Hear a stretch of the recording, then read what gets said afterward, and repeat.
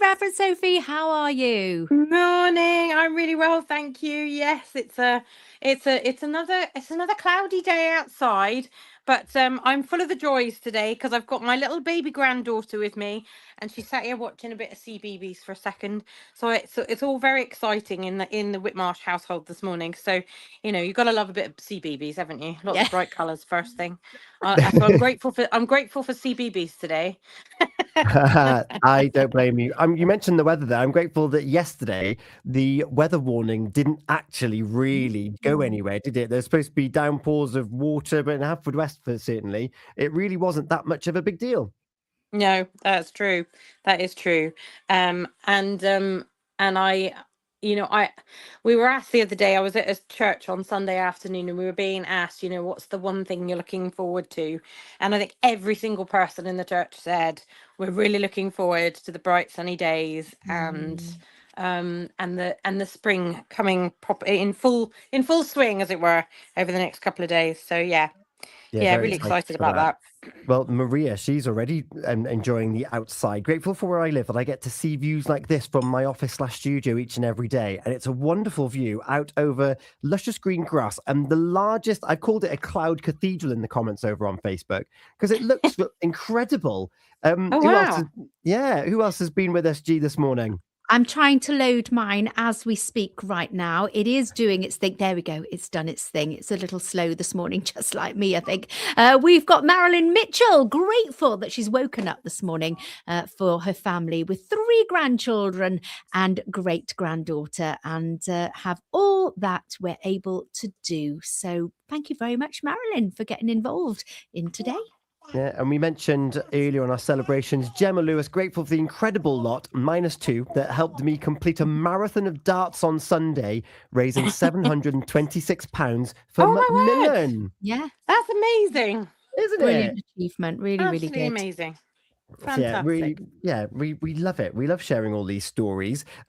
Luke Spencer's with us over on Instagram. Good morning to you. Hope you're doing very Yay. well. So come on then, Reverend Sophie. What message? I know you're grateful for CBeebies. What message have you got for us to take into every day this week? Do you know, I'm going to continue my theme a bit from Sunday. So I think it's that important that it needs to be talked about more often. So this week in the church, it's not only was it Creation Sunday on Sunday, but it was also Racial Justice Sunday. And so we in the church we're talking a lot about racial justice and how we should be treating those who are other or different to ourselves.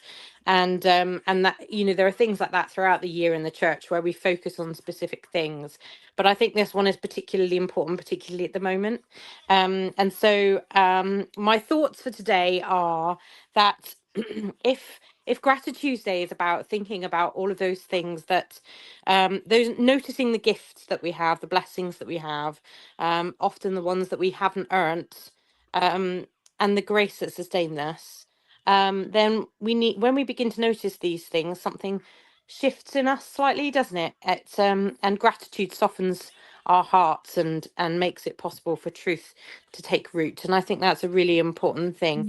Mm. Many churches, as I say, are marking Racial Justice Sunday. Um, and it invites us to sort of pay attention in a different way. It asks us to look honestly at the world as it is, and to listen to voices that have too often gone unheard. And I guess it's not just about race, but it's about all differences, isn't it? All of those things that make us different. Um, and racial justice really is just asking us to remember that God's justice isn't an abstract idea, but a lived calling to honour the dignity of every person.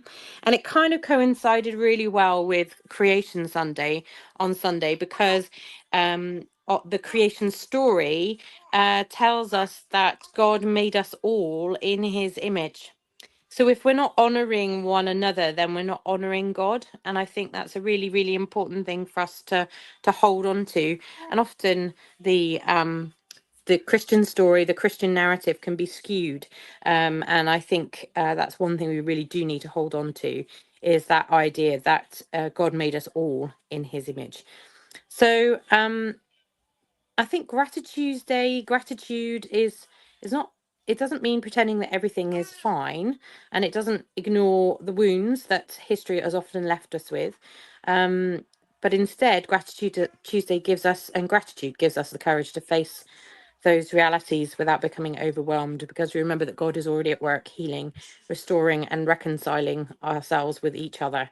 So I think Gratitude Tuesday is a great time to talk about racial justice, because it means that we're holding on to that idea that we know that the world is not perfect, and that we know that there are people in this world who think that anybody other than ourselves are not um, the same as us, and they often fear them.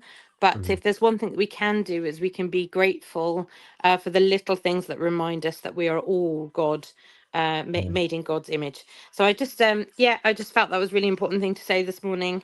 It's more of a reflection on what Gratitude Tuesday is, and how we can honor other people in that, at the same time as kind of looking at some deep problems that we have in our world at the moment. And so I think it's particularly poignant this week. I'm not going to go into reasons why, but you all know why.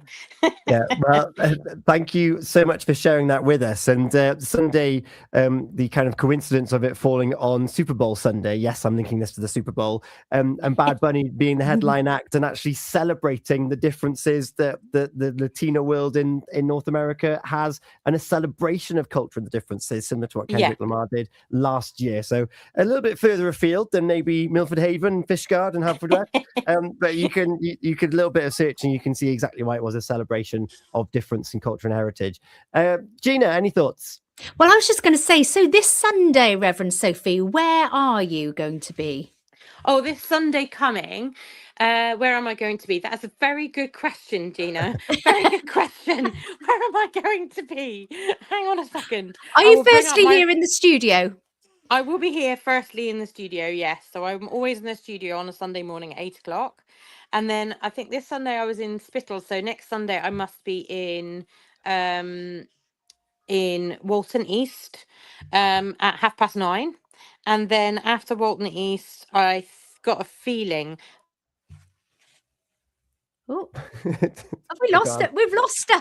We've She's lost gone her. to Walton East. She's already gone to Walton East. Not making any aspersions that she's the Wicked Witch of anything, of any East or West. She's our wonderful Reverend Sophie. She has got a wonderful message there about racial justice. We'll leave it there, G. We've got the weather standing by with Specsavers in Haverfordwest. Reverend Sophie, if you can still hear us, thank you so much for joining us. It's gone 9 o'clock here, G. The weather up next here on Pure West Radio. Gina and Tom on the Pure West Radio Breakfast Show.